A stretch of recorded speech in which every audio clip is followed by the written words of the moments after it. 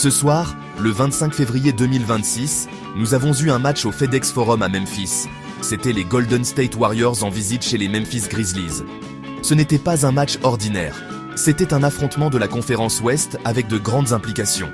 Les Warriors sont arrivés à ce match en occupant la 8e place à l'Ouest. Leur bilan était de 30 victoires et 28 défaites. Ils se battaient pour rester dans la course aux playoffs. De l'autre côté, il y avait les Grizzlies. Ils étaient 11e avec un bilan de 21 victoires et 35 défaites. Ils essayèrent de remonter dans la course au tournoi de play-in. C'est une situation difficile à ce stade avancé de la saison. Les deux équipes ne jouaient pas leur meilleur basketball récemment. Avant ce match, les Warriors et les Grizzlies avaient le même bilan lors de leurs 5 derniers matchs. Une seule victoire et 4 défaites. Ça en dit long. Ça indique que les deux équipes avaient faim de victoire.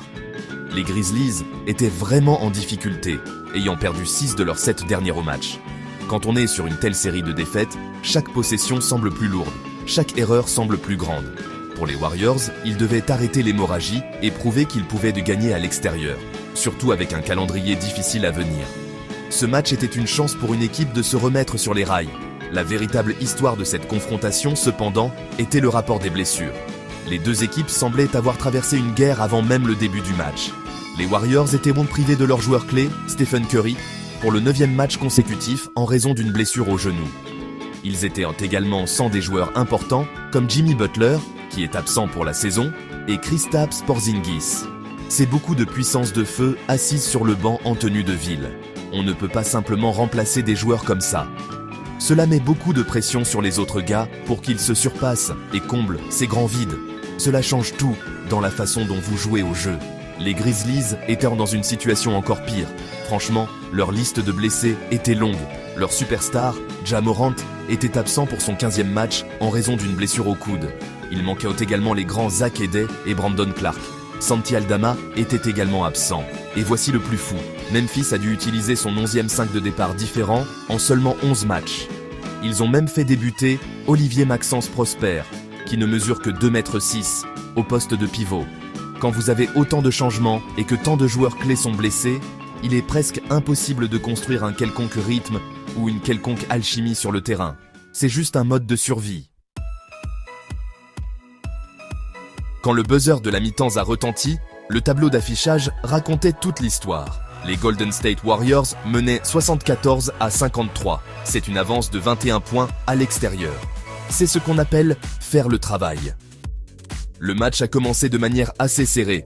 Au premier quart-temps, les Warriors ont marqué 34 points et les Grizzlies en avaient 31. On aurait dit que nous étions partis pour un match à score élevé avec des allers-retours constants. Les deux équipes se rendaient coup pour coup et l'énergie était élevée. On pouvait voir que Memphis essayait de rivaliser avec Golden State. Ils se battaient avec acharnement devant leur public, essayant de leur donner quelque chose à applaudir et de renforcer leur confiance. Mais ensuite, le deuxième quart-temps est arrivé. Et c'est là que le match a complètement changé. Les Warriors ont tout simplement explosé. Ils ont marqué 40 points rien que dans ce quart-temps. 40. Les Grizzlies, en revanche, n'ont tout simplement pas pu suivre. Ils n'ont réussi à marquer que 22 points. C'est là que la séparation s'est produite. Les Warriors ont réalisé une énorme série et n'ont jamais regardé en arrière. Leur attaque fonctionnait à plein régime. Ils faisaient circuler le ballon, trouvaient l'homme ouvert et réussissaient en leur tir. C'était une démonstration. Quand une équipe se met à chauffer comme ça, c'est comme une avalanche. Ça ne s'arrête jamais et on ne peut pas l'arrêter. Alors, comment les Warriors ont-ils construit une si grande avance ? Ils ont profité de chaque erreur commise par les Grizzlies. À la mi-temps, les Warriors avaient marqué 16 points grâce aux pertes de balles. Les Grizzlies n'en avaient que 4. C'est une énorme différence. Chaque fois que Memphis perdait le ballon, Golden State les faisait payer de l'autre côté. Le banc des Warriors a également répondu présent. Leurs remplaçants ont marqué 29 points en première mi-temps, contre 24 pour le banc des Grizzlies. Cette profondeur était cruciale, surtout avec toutes les blessures des Warriors. Cela montre que leur mentalité de prochains joueurs à se lever est réelle. Ils étaient tout simplement l'équipe la plus disciplinée et la plus concentrée. Un autre facteur important a été la bataille à l'intérieur. Les Grizzlies étaient petits, surtout après avoir échangé Jaren Jackson Jr. plus tôt dans le mois et avec toutes leurs blessures. Les Warriors le savaient. Ils ont attaqué la raquette sans relâche. À la mi-temps, Golden State avait marqué 26 points dans la raquette. Ils obtenaient soit des lay-ups faciles, soit des fautes. La plus grande avance pour les Warriors était de 24 points. La plus grande avance pour les Grizzlies n'était que d'1 point. Cela vous dit tout ce que vous devez savoir sur qui était en contrôle. Les Warriors ont imposé leur volonté et les Grizzlies n'avaient tout simplement pas de réponse. Ils étaient dépassés. Avec tant de stars absentes, quelqu'un devait marquer des paniers pour les Warriors. Et ce soir, ce sont les jeunes qui ont répondu à l'appel. Brandin Podziemski était l'un de ces gars. C'est un rookie, mais il ne joue pas comme tel. Il joue avec beaucoup de confiance et un QI basket élevé.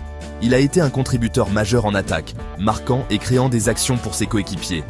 Au début de la saison, il tournait autour de 12 points par match, mais il a montré qu'il pouvait se surpasser quand l'équipe en avait le plus besoin.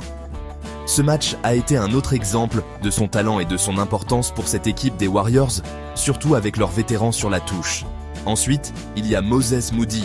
Ce gars était en feu. Il joue un excellent basketball ces derniers temps. Lors des 2 matchs précédents, il a marqué 23 et 24 points. Il a maintenu cet élan ce soir. Il a été agressif dès le début, cherchant son tir et attaquant le panier. Moody a la taille et les compétences pour être un problème pour n'importe quelle défense. Quand il trouve son rythme, il peut marquer en rafale.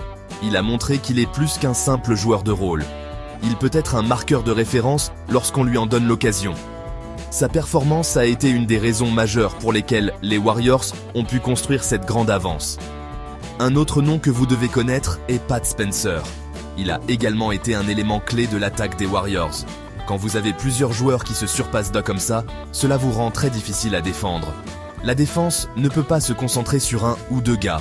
Spencer a apporté une étincelle et a aidé à maintenir la pression offensive. La contribution de joueurs comme Podziemski, Moody et Spencer montre la profondeur de cet effectif de Golden State. Cela prouve que leur développement de joueurs fonctionne. Ces jeunes joueurs acquièrent une expérience précieuse et ils en tirent le meilleur parti. Ils sont l'avenir de cette équipe. De l'autre côté, ce fut une soirée difficile pour les Grizzlies. Sans Ja Morant, leur attaque n'a tout simplement pas la même explosivité. C'est le moteur qui fait tout fonctionner. Sans lui, d'autres joueurs sont forcés d'assumer des rôles auxquels ils ne sont pas habitués. Ils ont eu quelques moments et certains joueurs ont essayé de se surpasser. Mais ce n'était pas suffisant pour égaler l'attaque équilibrée des Warriors. Les changements constants dans le 5 de départ, en raison des blessures, ont rendu difficile la recherche de toute cohérence. C'est difficile de gagner en NBA quand vous n'avez pas vos meilleurs joueurs et que vous ne pouvez pas construire d'alchimie.